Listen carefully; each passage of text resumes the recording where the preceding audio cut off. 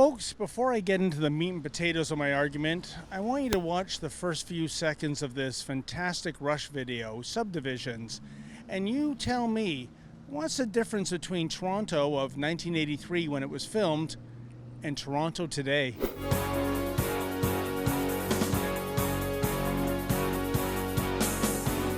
Yeah, can you believe your eyes, folks? Toronto, some 35 years ago, traffic actually moved.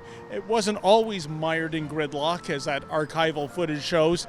In any event, I'm here on Jarvis Street. It's a significant thoroughfare because, folks, when the late great Mayor Rob Ford was in charge several years ago, this was a beachfront in terms of the war on the car. You see, the mayor took out the bike lanes of this thoroughfare, restoring it to, well, the cars to have traffic move again. He also got rid of the vehicle registration tax. Things were starting to improve in the city of Toronto in terms of the war on the car, but, well, a few years ago we had regime change. And guess what, folks? The war on the car is now more intense than ever.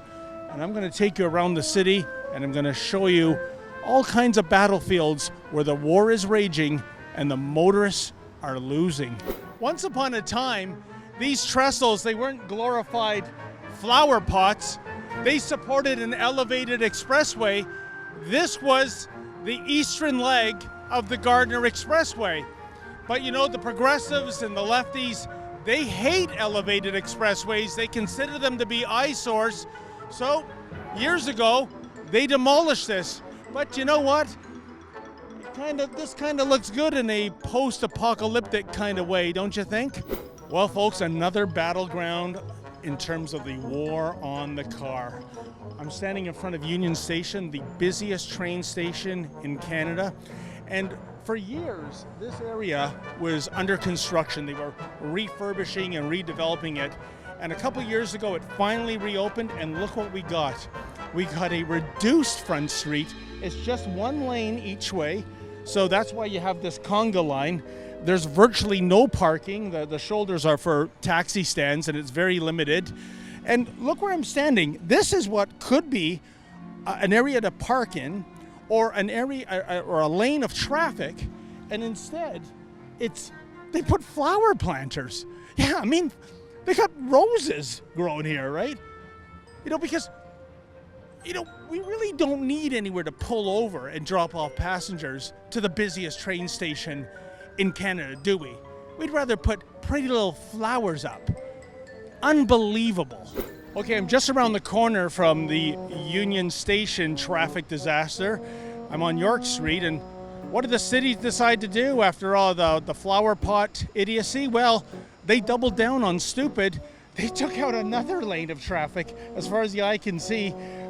Planters filled with flowers, taking out a lane of York Street North. Remember the song, I Beg Your Pardon, I Didn't Promise You a Rose Garden? Oh, City of Toronto's promising rose gardens galore, folks, and that's why you're stuck in traffic. Okay, folks, here is another example of the war on the car. It's this monstrosity called a streetcar.